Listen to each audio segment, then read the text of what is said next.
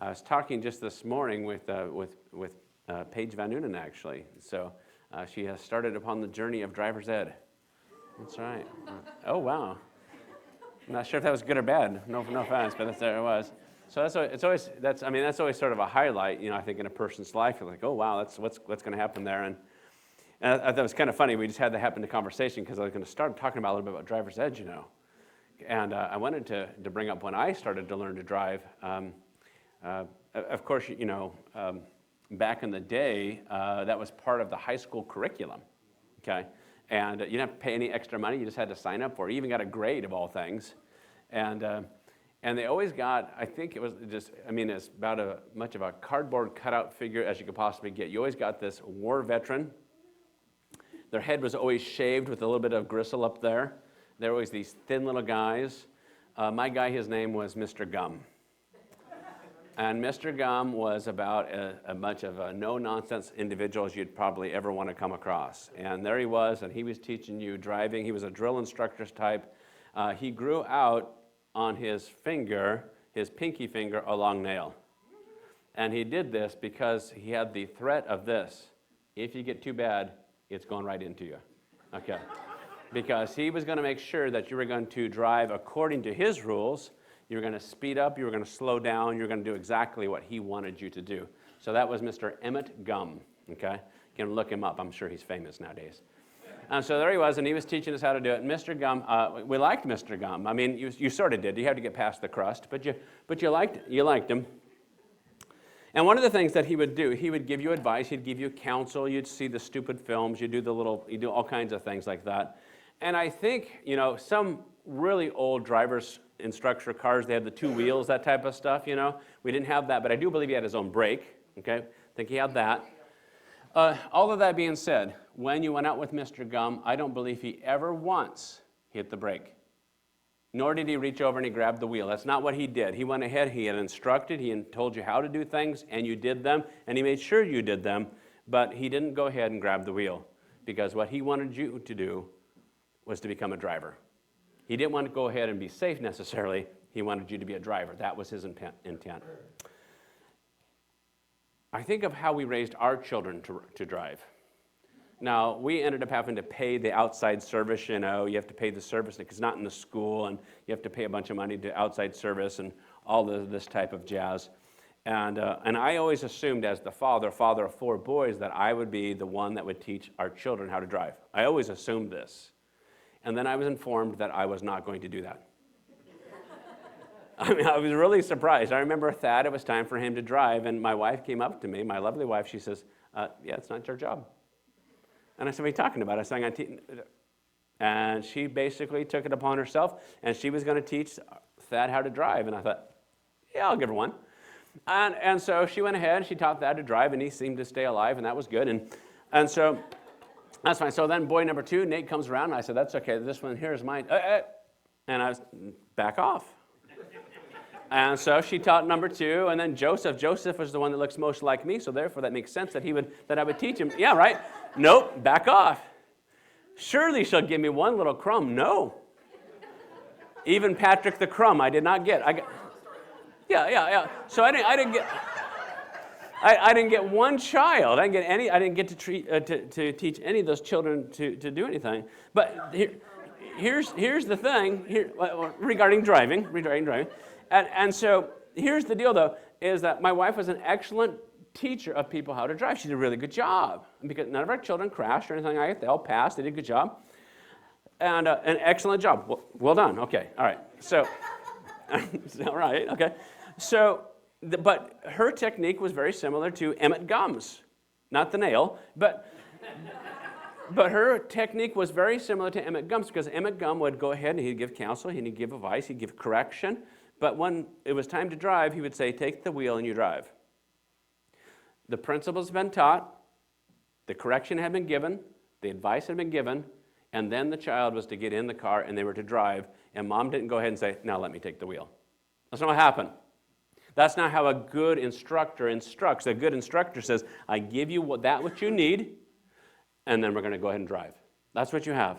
And I don't have to go ahead and push on the brake. and I don't have to grab the wheel. What I do is I give you that which is necessary that you might succeed, and then you move forward. That's what's supposed to be done.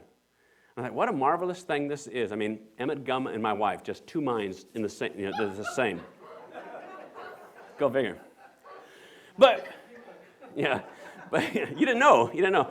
But, in today's world, things are a little bit different, though. They have these new phenomena out there, things they call the helicopter parent.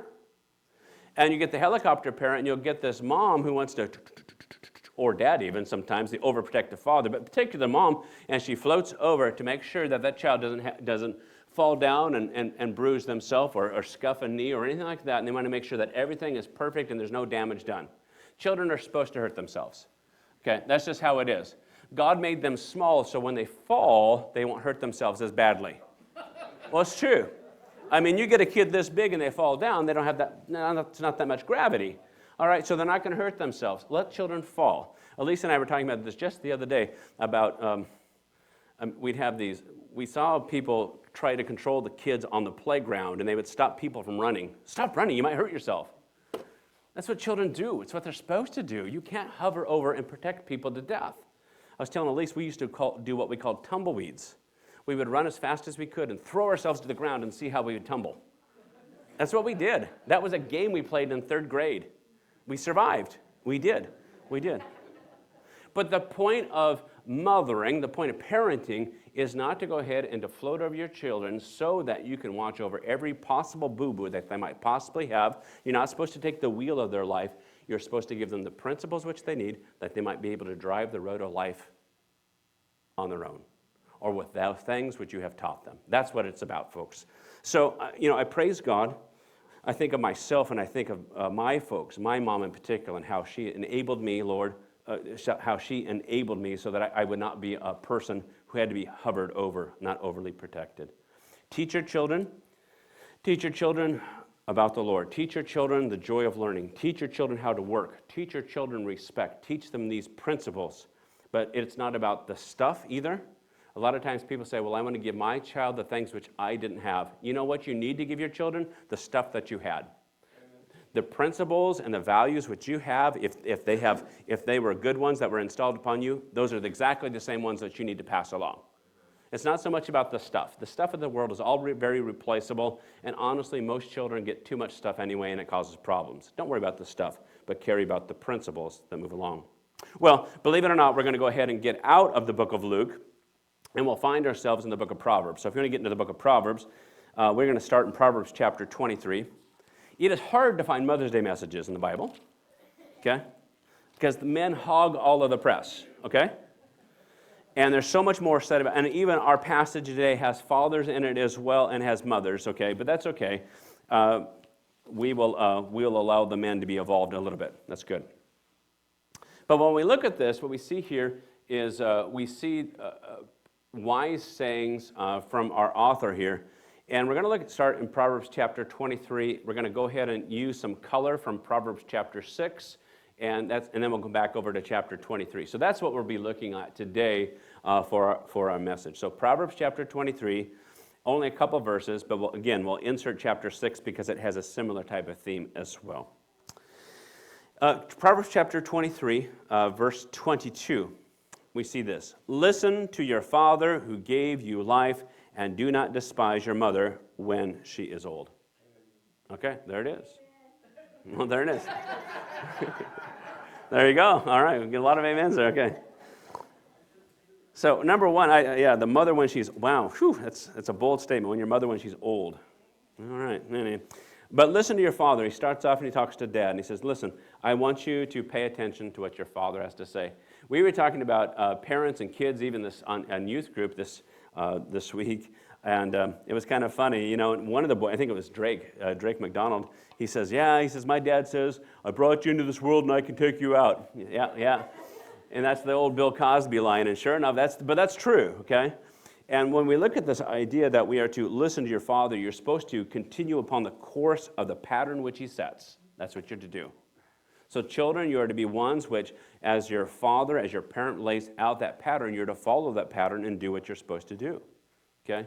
But oftentimes, children have a problem because they are still young, but they think, oh, but I'm old enough and I know more than my folks, which is foolish, but oftentimes they think this. Mark Twain has this lovely quote. He says, when I was a boy of 14, my father was so ignorant I could hardly stand to have the old man around. But when I was 21, I was astonished at how much the old man had learned in 7 years. Yeah. So, keep that in mind. Teenagers, you think you might have it figured out. Well, maybe not, okay? But he says this to the dads, and then he comes over to the mom as well, and he says, and do not despise your mother when she is old. And the despise really has the word, once again, of the idea of you're looking down upon. Think of it, you're looking down the nose upon the advice of mom, okay? Oh, come on. I remember I had a brother that used to refer to my dad in particular as the old man.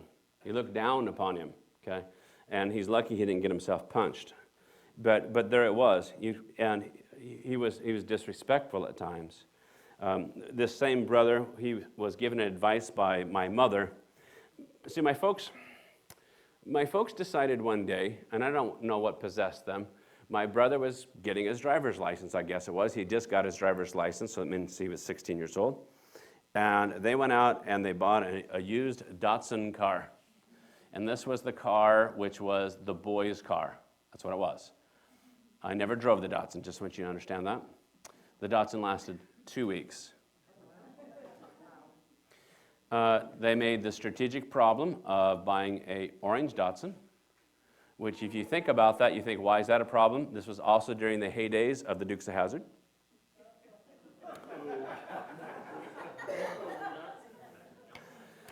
The Dukes of Hazzard had an orange car in it. Look it up on YouTube, kids, if you want to. And so they, and I remember my mother said that to my oldest brother at the time. She says, whatever you do with this car, don't go out there, her words, don't go out playing Dukes of Hazzard with it. Her words.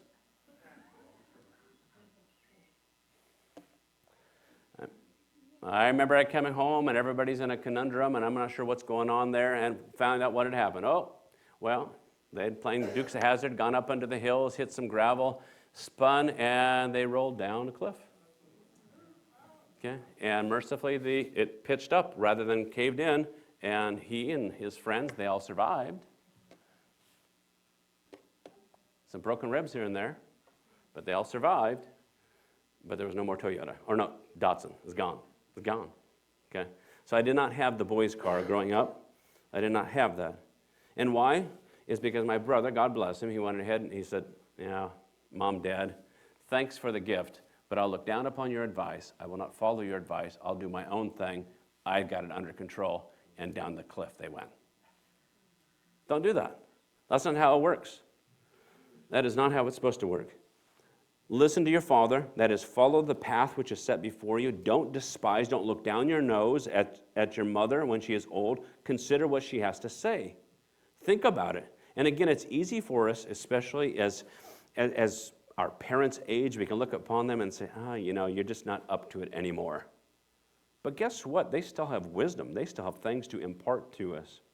I want us to scoot over to Proverbs chapter 6. Proverbs chapter 6 helps us fill in some stuff here. A lot of the same theme, but it continues this theme here. Proverbs chapter 6, verses 20 through 22. We'll pick up those. He says, my son, here it is again, my son, keep your father's commandments. Very similar to what we just read. And forsake not your mother's teaching. Again, conform to what your father has to say. Conform to the truth which he has to say. So again, 6:20, my son, keep your father's commandments and forsake not your mother's teaching. Okay? Don't forsake those. Make sure that you are following those. And it's interesting because we live in a strange world today where there's this feeling, this teaching out there that, well, there's no such thing as truth out there. And since there's no truth, there's therefore no reason to go ahead and to chase after it. That's just craziness. That's craziness.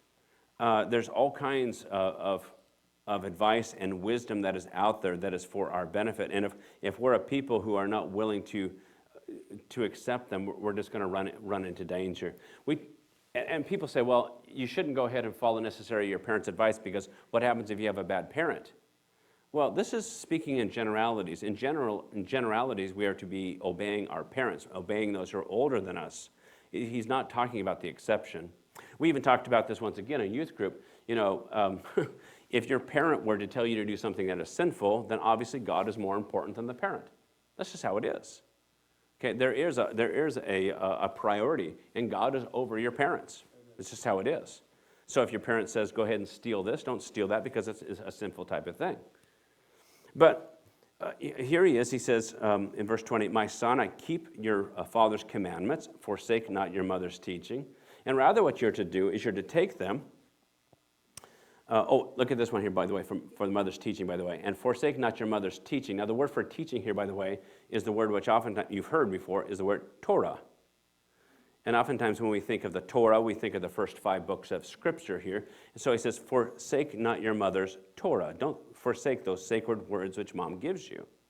Rather than forsaking them, rather what you're to do is you're to bind them on your heart always and tie them around your neck. And I try to think about this a little bit. How do you tie something to your heart? Well, that's kind of a hard thing, right? You don't do that surgery and tie stuff on there. But obviously, this is a metaphor. You're connecting that to that which is deepest within you. Easier to see is this one here where it says, bind them about your neck. Get them on there and get them so that you cannot lose them. One of my favorite dogs, his name was Winston. And Winston was a beautiful animal. He liked to chase squirrels. He would bound after them as they jumped up the tree. He'd grab a branch and then swing on the branch for 5 minutes. It was the weirdest dog in the world. He was a bad dog once upon a time. He was converted in Africa. It's true, he got run over, and all of his bad habits went away. He saw the light. And we brought him all the way back from Africa. Unfortunately, what happened, though, is that Winston developed a sin which was not pardonable in eastern Washington. And Winston was a chicken killer.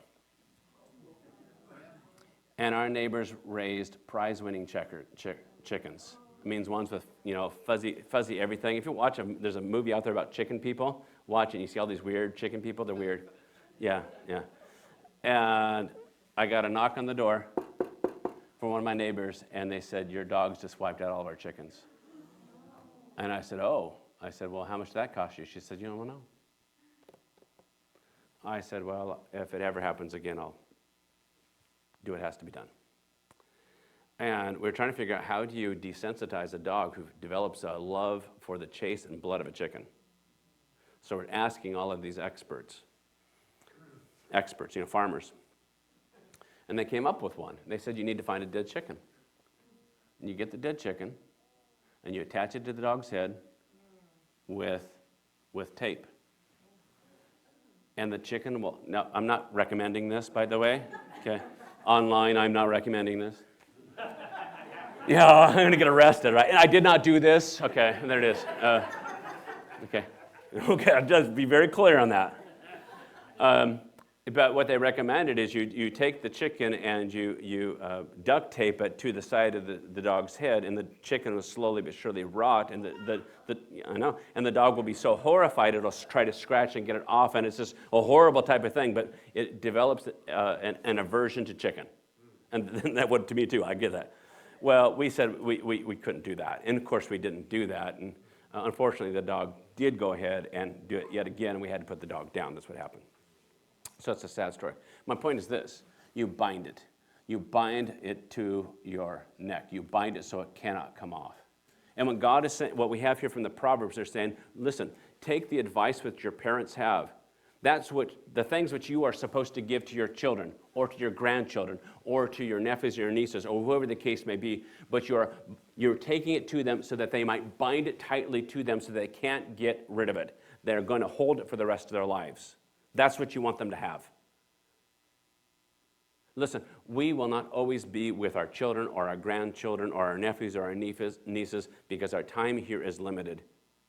And we can't be a helicopter pilot over our children to make sure that they're safe all of the time. Therefore, we must give them that which they can take with them. Have to.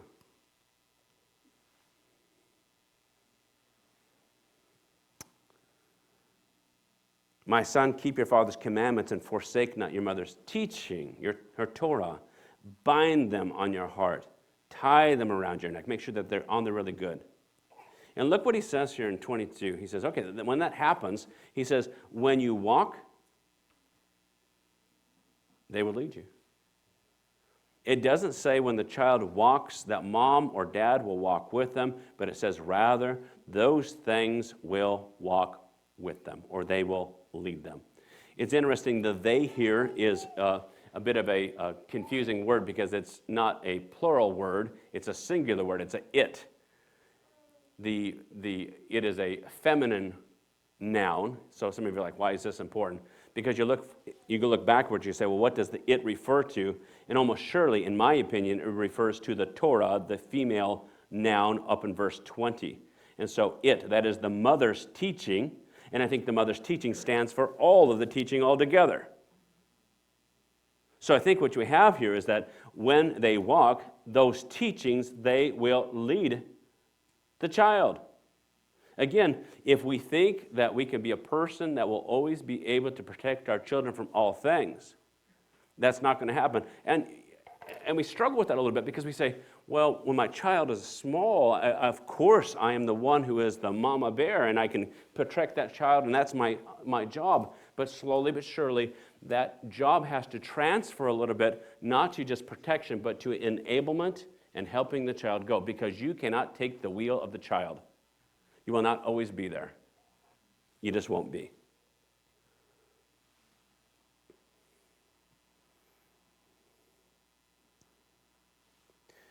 When you walk, they will lead you.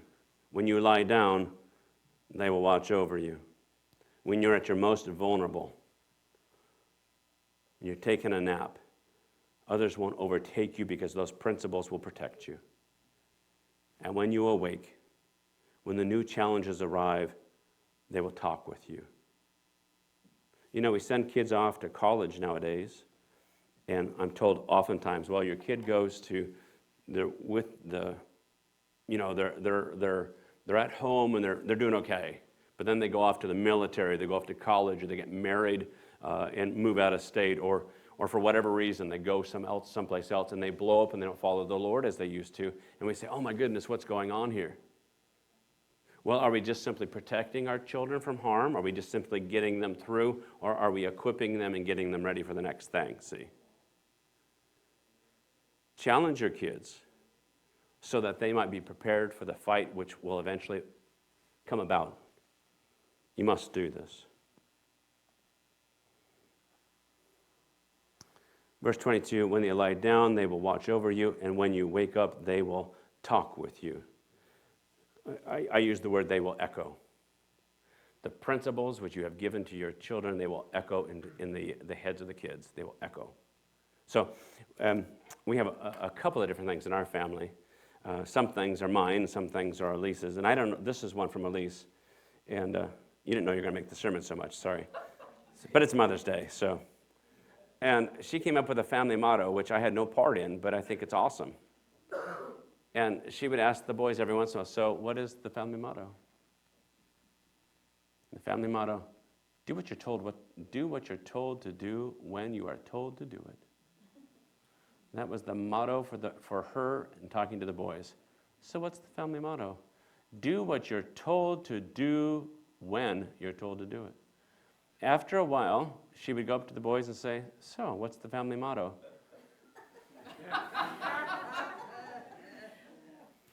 Or she would simply say, do what you're supposed to do when you're told to do it. And because this was told so many times and encoded so much into their thinking that guess what? They did it. And they complied to that because they realized this is what I'm supposed to be doing. I will not be surprised I will not be surprised one day to hear from my granddaughters, yeah, there's a new family motto. I will not be surprised, because that type of thing is going to be passed on to the next generation so that they can understand that, hey, guess what? There's some wisdom there from your parent, and guess what? They are telling you what to do, and you're supposed to do it at the point when you're supposed to do it.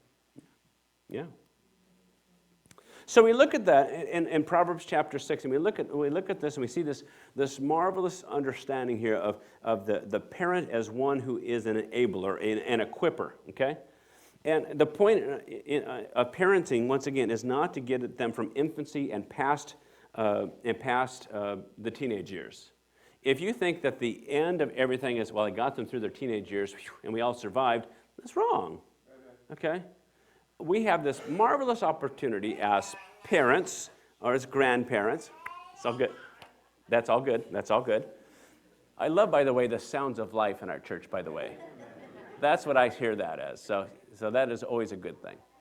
But we look at we see things, and the point is not to get them through their teenage years. That's fine, but we want to get them to the point. Listen, let me put it this way. I want children raised up in my family and in this church who are able to go ahead and to learn the Word, to know the Lord, to learn the Word, to be able to practice the Word, so that if they come and they're still in our church, they can be workers in our church. Or guess what? Maybe they leave this church and they go someplace else. I want to be able to equip other churches with the beautiful gift of having somebody who is discipled who can go outside of our church and be a blessing somewhere else. I don't think that we are here to say, oh, gee, boo, it's barely survived.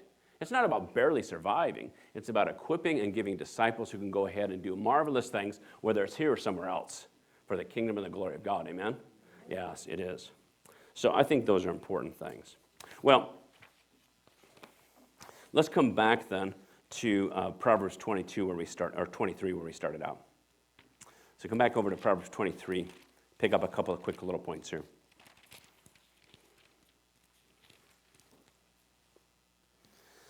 So 23:22, he's talking about listening to mom and dad. And then he talks to the kids here specifically, and he says, okay, here's the deal. Buy truth and do not sell it. Buy wisdom, instruction, and understanding. Buy it up. Buy it up. Again, we live in a world which people say, well, there's no truth and the instruction's not that important, so you don't have to buy anything up. Nonsense. We are to accumulate it. Accumulate it. And the point of the truth which we gain here, the understanding which we have here, is to keep it. I had a friend in college. My friend, his name is Doug. And I hadn't heard this before. I mean, he kind of brought this into my life, but I thought it was very good. And his was, more of a secular understanding. I think it was more of a Boy Scout type of thing. But they talked about get tools for your toolbox. What are you learning that you might put in your toolbox? You're not going to take them out. Those are things which you put in there to use again later on, but it's not like you have it and you get rid of it. It's not like you sell it off. It's just tools that you go ahead and you accumulate. And here is the word to the kids. Hey, you have this opportunity to learn. Accumulate. Accumulate. That's what you're supposed to do. We live in a weird time where actually we have more information than we can possibly deal with. Do you know that? We have access to virtually any book in the world, okay? To all the magazines and all the journals and all kinds of stuff. You can get almost anything for free anymore. So you have all of this access. You know what the problem that we have in the 21st century? To be able to sort out all that information. How do we sort it out to know what is the important stuff and what's not important? It's true. Well, here's one of the ones that I'll tell you that's very important, is Scripture. Here's one that's very important. It is the advice of your folks. Those are important. Now, is the advice of your parents sometimes wrong? It is sometimes wrong. Okay, sort it out. You have to do with that. But in general, what you're doing is you're buying it up. And you're not doing it like a speculation. Well, I'll buy it so that I can sell it off for later on. It's yours to keep. You're adding another tool to that tool chest. Buy and do not sell it. Buy wisdom and instruction, understanding. Get these things. These are the things which you need. Okay? Impart what you have. And I know When you are imparting your wisdom to your kids, oftentimes you'll be seen with an eye roll. Just keep on going. Keep on going. Don't be discouraged by your kids with the rolly eyes. It's okay. We probably should start something about an award ceremony for parents. Should we do that? We actually have today, we have Mother's Day, and mothers go ahead and they get something very nice today, by the way, in the back, okay? But that's not, but it's not like the Hollywood award type of stuff, I mean, Hollywood, they go ahead, they have these millionaires, and they make millions of dollars, which is enough of an award, I would think, but that's not enough. They have to go ahead and have all of these different shows where they can dress up and make speeches and get gold things and that type of stuff.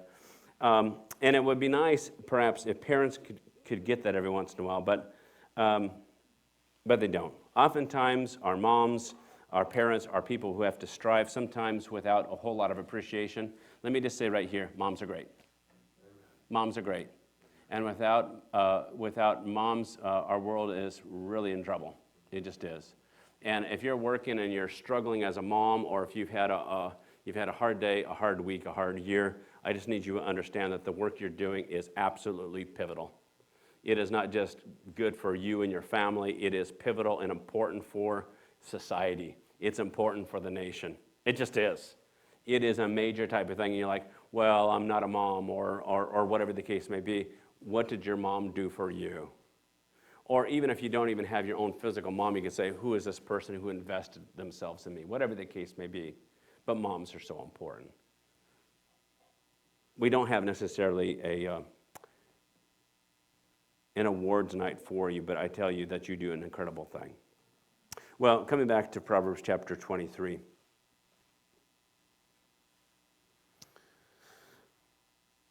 Listen to your fathers by truth, verse 24.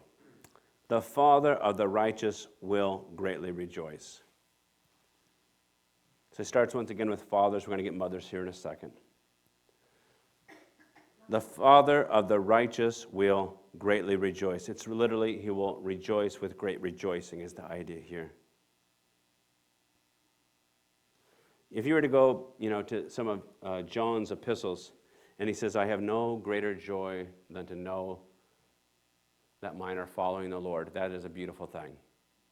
And the idea that you would have a child which is following the Lord, what a marvelous, marvelous thing that is. There is no greater joy than that. The father of the righteous will greatly rejoice. He who fathers a wise son will be glad in him.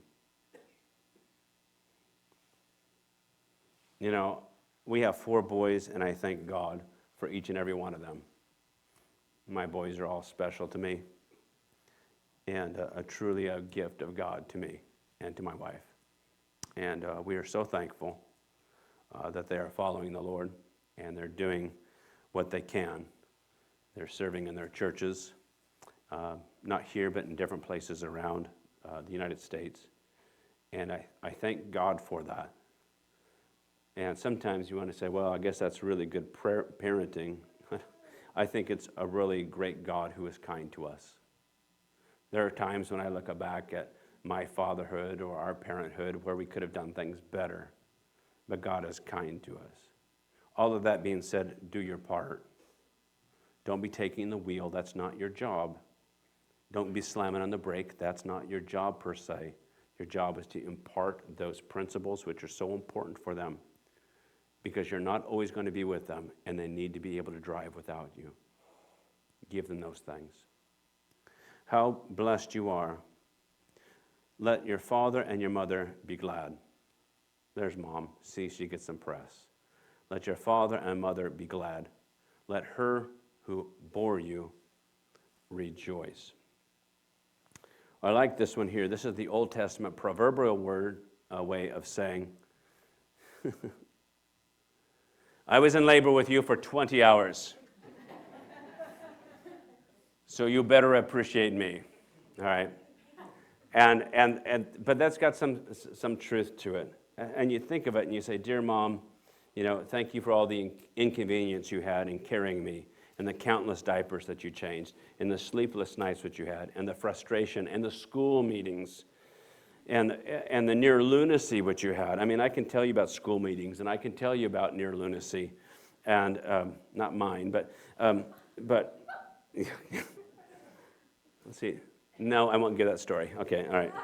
See, I'm learning. I'm good. Okay, but you have all of these pressures that are put upon you, and I just remember when we had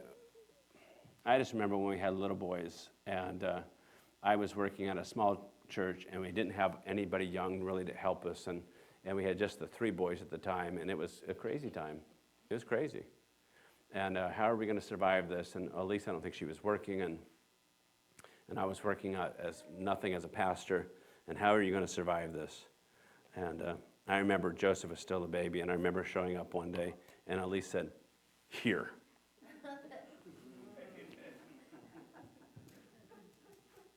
I said, "Okay then."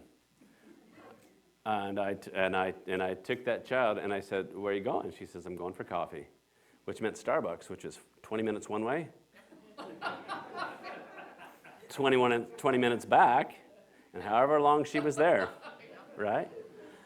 And I remember that. I mean, not a hello, here. No questions needed. No questions needed. And I took that child, and there it was. I think it was very shortly after that I said, "So what do you think about working part-time?" Because she needed a little bit of adult interaction besides, just those kids. Mothering's hard. It's a challenge.